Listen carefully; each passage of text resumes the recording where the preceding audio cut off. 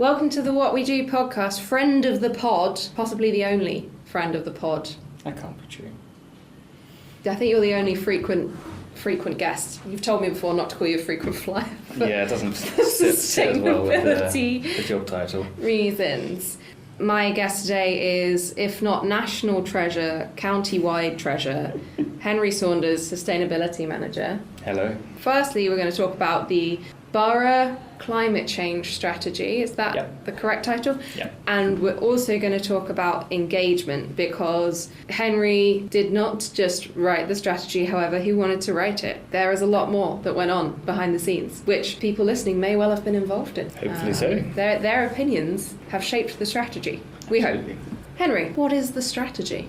So, our Borough Climate Change Strategy sets out the council's and the borough's approach to tackling climate change as a local issue. And it very much came about following our climate emergency declaration in 2019, which specifically stated for the council to develop such a strategy. So we've been working on this strategy for quite some time, and it's been a little bit delayed due to vacant posts. But since I've been in post, it's been one of the biggest priorities we've had to get it over the line and get something in place to give us a clear direction as to how we as a council and we as a borough start to tackle a lot of climate issues. So from you joining, how long have you been working on it? Pretty much since starting with the council, so that would have been, off the top of my head, November 2023. And it was adopted in July 2025. So it's a long game. It was a very long process, but a worthwhile process, because it included an awful lot of engagement externally and internally to get it to where it is now, and has very much been shaped by a lot of voices and a lot of people inside and outside of the council. Yeah, it's not like a novel. This is not your great Definitely opus. not. And I must say, it was also started as well by my predecessor and the team that were in place before me. So even before I started, work had begun on getting the strategy into the right place. From what I remember, when we've done engagement activities together, this strategy is not just about the council doing stuff. It's about everyone, including residents, including us, including businesses and stuff. Absolutely. That's why it was really important to do a proper, very detailed public engagement, because it sets out what we want to see happen in the borough. It sets out what our net zero target is going to be, all of the kind of general ambitions that we have and what we'd like to see happen in the borough. It essentially sets out a vision for where we want our borough to go and how we want it to be more environmentally sustainable. Sounds delightful. I mean, I've read it and I enjoyed every word, even the ones I took out. Even the ones you took out, yeah. From the officer perspective, who contributes to the strategy? So a lot of teams. So we consulted internally with 13 different teams across the council. I do have a list here because I can't remember all of them off the top of my head. I don't think anyone really knows how many teams there are. I won't list them all, but to give a flavour, because climate change is such a broad and far-reaching kind of issue, it touches a lot of different areas of the council and the work that we do. So it was really important from the starting point when setting out what the council is going to do, which you can read in our strategy document. We've got 7 different action plans which set out what the council is going to do to support the borough in tackling issues around specific priorities such as transport, improving the energy efficiency of your properties and your homes, supporting our environment and our biodiversity, as well as kind of reducing our waste as well. So we spoke to, like I said, 13 different teams that included planning policy, economic development, private sector housing, parking, environmental health, property, the Amelia Scott, the Assembly Hall Theatre, our communications team. There was a very, very broad range of people and teams that fed into the development of all of these action plans and really set out what they were willing and able to do within their budgets and within their capacity to support this work and support making the borough a more climate resilient place. Yeah, you can't make strategies for people without asking them if they can do that. If it were like planning a heist, you don't just roll out the blueprints and dole out responsibilities. Otherwise, you might have your safe cracking guy on communications and then all hell breaks loose. Not that I've ever done a heist.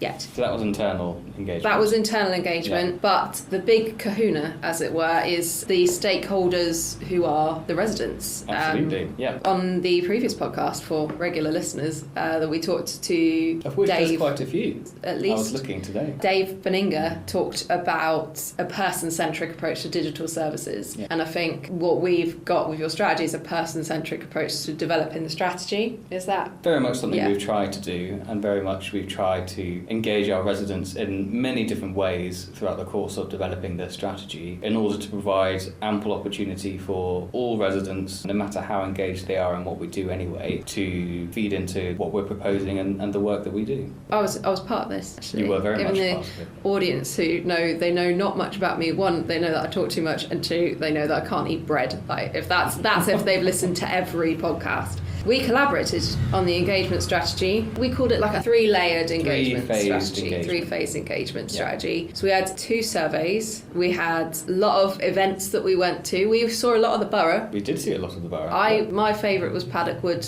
District Lions Carnival. Enjoyed that a lot. We didn't have a gazebo because we thought we would be provided one because I misread an email. It was very hot. Shout out to my brother who purchased and delivered a gazebo within 45 minutes of my asking, so that was quite cool. It wasn't just really hot. But we went out to all to existing events because we didn't think people were going to rock up to a council chit-chat about climate change unless they were incentivised or if they were already there.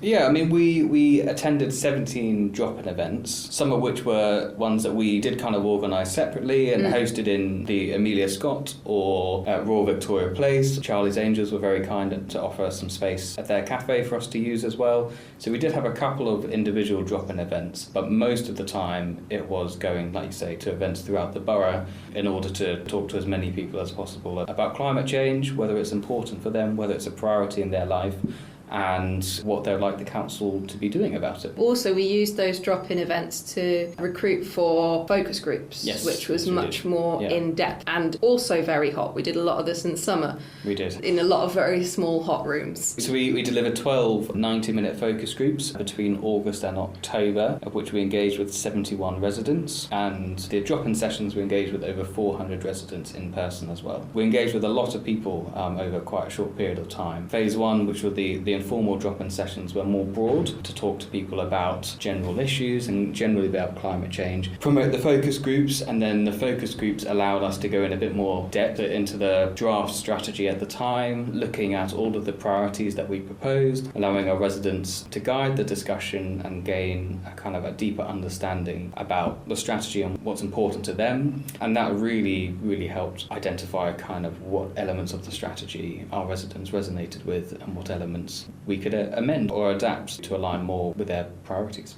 I think what was quite nice is that you did the focus groups in different areas as well. You would have heard different stuff in Royal Tunbridge Wells and you would have heard in Paddock Wood. It's the whole point of doing that engagement across different areas is that everyone's got different priorities and different needs. What did you learn? What were the headlines that you took away from it or that you incorporated into the strategy? Quite a lot. There are 4 key takeaways which we incorporated into the strategy, and these came from the focus groups and also the surveys. So we had a shorter survey and a much bigger survey, which was more our statutory consultation, which gave residents the opportunity to write in and basically analyse the strategy start to finish and provide comments on any element of it that they wish to. We received 72 responses from the formal consultation and 250 from the short survey, and over 1,000 residents visited our consultation page as well. So all of those consultation events and surveys fed into 4 headline things that came out of the consultation. So the first was that in our strategy we proposed a number of ambitions that we'd like to see happen or for the borough by 2030. Whilst a lot of them were smart, residents felt that they could be smarter and have more measurable targets. So that's something we've absolutely taken on board and have amended all of the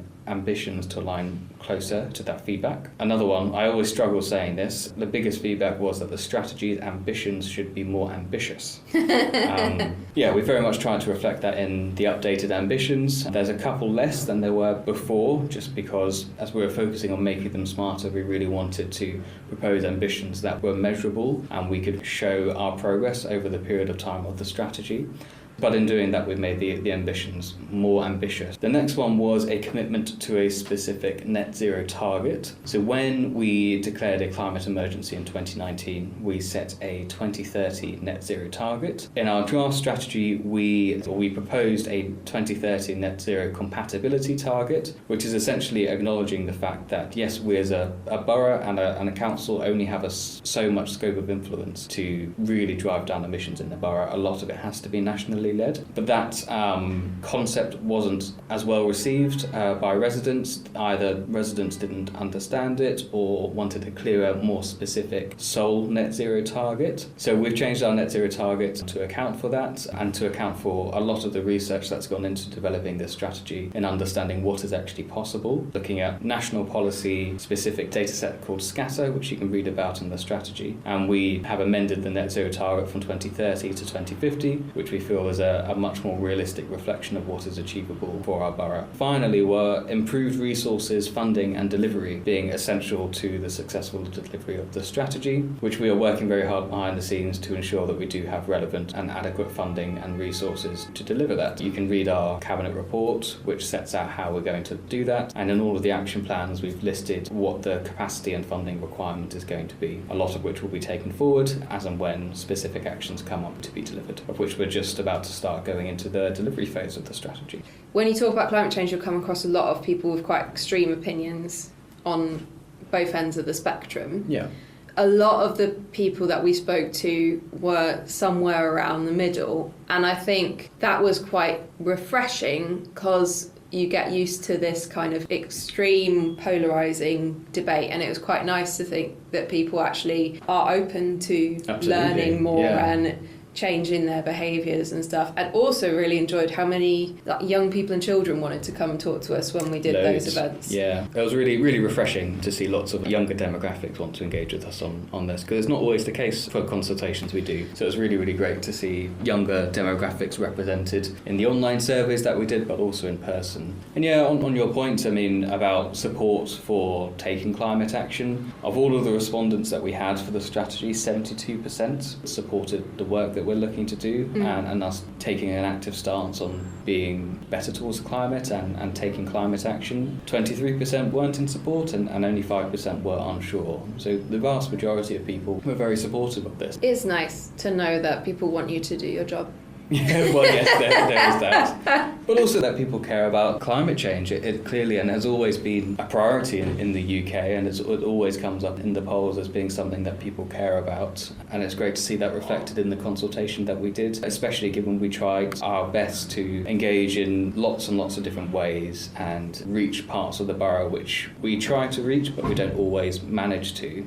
It's great to see that in spite of all of the different ways we've engaged people, that support has come through. And that people want to, protect their environment, be more sustainable, are willing to learn more and understand, because it's not necessarily just about reducing emissions. There's so many other benefits to your day-to-day life that come from this, which I think residents really, really understood and fed back on, specifically around improving the comfort and energy efficiency of your homes, making the town easier to cycle and walk through, less congestion, better air quality, nice parks to enjoy and open and green spaces, are all things that people consistently told us was really important to them. It's been a really interesting project to be part of, and it'll be really interesting to see how those projects that you're doing unfold as you start implementing and developing stuff. Thank you very much for coming to talk to me today. No worries at all. Now, I do not know if I've already... Poppadoms on bread! Poppadoms on bread, Henry Saunders! Poppadoms on bread! My word. Is that as in what I prefer? Poppadoms or bread? I feel bread is more versatile. Yeah. If I was given a loaf of brown bread or a slice of brown bread or a poppadom, yeah, I'd take a poppadom. But was it poppadom or naan bread? Poppadom. Did you know that naan means bread? So it's just, if you say naan bread, you're just saying bread. Oh.